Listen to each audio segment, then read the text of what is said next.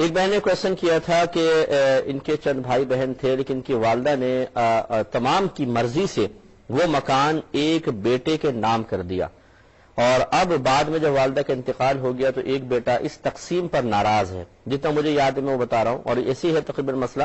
اب ایک بیٹا اس تقسیم پر ناراض ہے، تو کیا اب وہ ناراضگی کا اظہار کر کے اپنا حصہ اس میں سے وصول کر سکتا ہے یا نہیں کر سکتا؟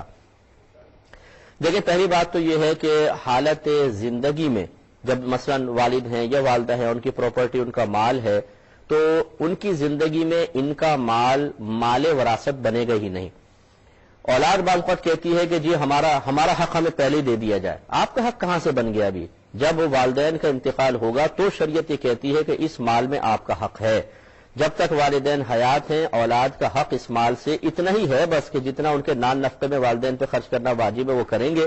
اس کے علاوہ کوئی ان کے اندر حق نہیں ہے کہ بیٹے بعض اوقات یا بیٹیاں زندگی میں مطالبہ کرنا شروع کر دیتے ہیں کہ جی سانپ بن کے بیٹھ گئے، معاذ اللہ ہمارا حق ہمیں نہیں دے رہے ہیں. آپ کا حق کہاں سے بن گیا؟ لائے کوئی شرع دلیل اس کے اوپر کہ آپ کا حق بن گیا ہے.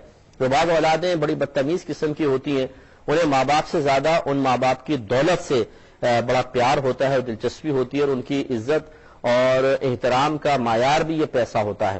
جن والدین کے پاس زیادہ پراپرٹی، پیسہ دیکھا، ان کی تعظیم زیادہ، اور اگر والدین کے پاس کچھ نہ رہا تو تعظیم ختم. یہ بہت ہی بری چیز ہے، اور اس میں لیکن بہت معذرت کے ساتھ بہت بڑا کردار خود ان والدین کا ہوتا ہے جو ان کی ویسی تربیت نہیں کر پاتے ہیں کہ بچے مادی اشیاء کو بنیاد بنا کے والدین کی تعظیم نہ کریں بلکہ اللہ کی رضا کی خاطر کریں. بہرحال اس مختصر سے دکھ کے اظہار کے بعد گزارش یہ ہے کہ اپنی زندگی میں والدین جس کو چاہیں جتنا چاہیں دے سکتے ہیں، یہ ان کی مرضی ہے، کیونکہ ابھی وہ مال وراثت ہے ہی نہیں. لیکن یہ ضرور ہے کہ ایک صحابی تھے، وہ نبی کریم صلی اللہ علیہ وسلم کی خدمت میں حاضر ہوئے، عرض کی یا رسول اللہ صلی اللہ علیہ وسلم، میں اپنے اس بیٹے کو ایک غلام دینا چاہتا ہوں.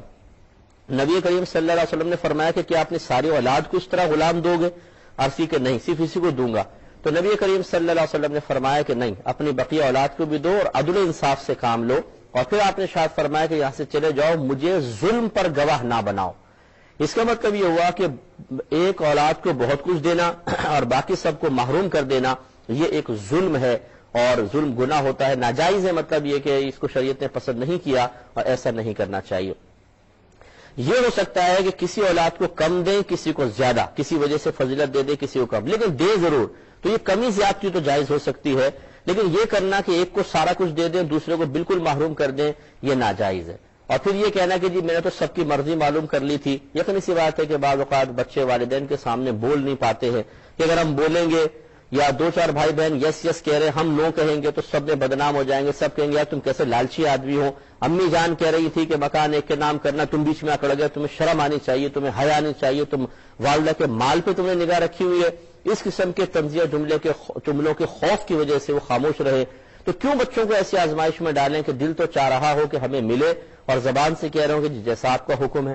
اس لیے شریعت نے بڑے پیارے ضابطے بنائے ہیں. نبی کریم صلی اللہ علیہ وسلم نے زندگی میں والدین کے لیے مستحب یہی رکھا ہے کہ تمام اولاد کو برابر دیں، چاہے وہ بیٹے ہوں چاہے بیٹیاں. یہ بھی ہمارے ہاں بہت بڑی ناانصافی ہے. بیٹی کو جہیز میں کچھ دیا اور کہا کہ بیٹا ہم نے تمہیں سب کچھ دے دیا، مال وراثت بھی دے دیا. اچھا بیٹی کو کتنا دیا ہے؟ 1 لاکھ، 2 لاکھ، 3 لاکھ، 4 لاکھ، 5 لاکھ، 6 لاکھ، 8 لاکھ، 10 لاکھ کا جہیز دے دیا، مثال جیولری دے دی، سب کچھ. بیٹے کو کیا دیا ہے؟ بیٹے کو مکان، 50 لاکھ کا مکان، 40 لاکھ کی دکان، 30 لاکھ کی دکان ایک بیٹے کو دی ہے، 20 لاکھ کا مکان ایک بیٹے کو دیا. یہ ناانصافی کیوں ہے؟ صرف اس وجہ سے کہ وہ بچی کسی اور کے گھر جا رہی ہے تو آپ ہی کی بچی، یا دوسرے گھر جانے کے بعد وہ آپ کی بچی نہیں رہی، اس کو دینا چاہیے تھا. لیکن ہمارے یہاں اس طرح کی ناانصافیاں زندگی کے اندر بھی بہت زیادہ ہیں. اب یہ سمجھ تو ہوتی نہیں ہم لوگوں کی. ہم مسلمان کہتے ہیں یہ ہم بھی ماشاءاللہ مسلمان ہیں، جی ہاں دین ہم بھی تھوڑا بہت جانتے ہیں. تھوڑا بہت جانتے ہوتے تو قدم قدم پر دین کے تعلیمات کے خلاف اس طریقے سے اعمال نہ کرتے.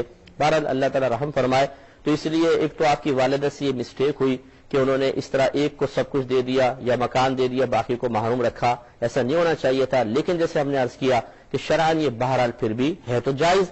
اور جب زندگی میں والدہ بیٹے کے نام کر گئی، بیٹے کو قبضہ دے دیا، تو پھر یہ بیٹے کا ہو گیا.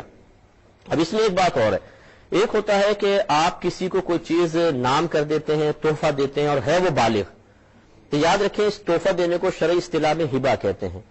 اور ہبہ مکمل اس وقت ہوتا ہے کہ جس کو آپ نے دیا ہو وہ اس پر مکمل طور پہ قبضہ بھی کر لے. ہبہ کے مکمل ہونے کا مطلب یہ ہے کہ چیز آپ کی ملک سے نکل کر اس کے ملک میں چلے جائے. جیسے مثال کے طور پہ کوئی میرا دوست ہو بالغ ہے, میں کہوں یہ موبائل میں آپ کو تحفے میں دیتا ہوں, لیکن اس کو قبضے میں نہ دوں, خالی زبان سے میں نے کہا ہے, تو یہ اس کا مالک میں ہی رہوں گا, وہ نہیں رہے گا. لیکن اگر میں دے دوں کہ یہ میں نے آپ کو تحفے میں دیا, اس نے لے لیا, قبضے میں کر لیا, اب یہ میری ملک سے نکل گیا, اس کے ملک میں چلا گیا. یہ بھی دیکھا جائے گا کہ آپ کی والدہ نے جب اپنے اس بیٹے کے نام یہ مکان کیا تو کیا بعد میں قبضہ بھی دے دیا تھا یا خالی کاغذی کارروائی کر کے نام خالی کروا دیا, قبضہ نہیں دیا, سب بھائی بہن رہ رہے ہیں, والدہ بھی رہ رہی ہیں اور اس کو مکمل طور پر تصرف کو کوئی اختیار نہیں ہے, تو یہ ہبہ تام نہ ہوا. اور جب ہبہ تام نہیں ہوا تو یہ مکان والدہ کی ملک سے نکل کر بیٹے کی ملک میں نہ گیا, اور جب بیٹے کی ملک میں نہیں گیا تو اب یہ مال وراثت ہے.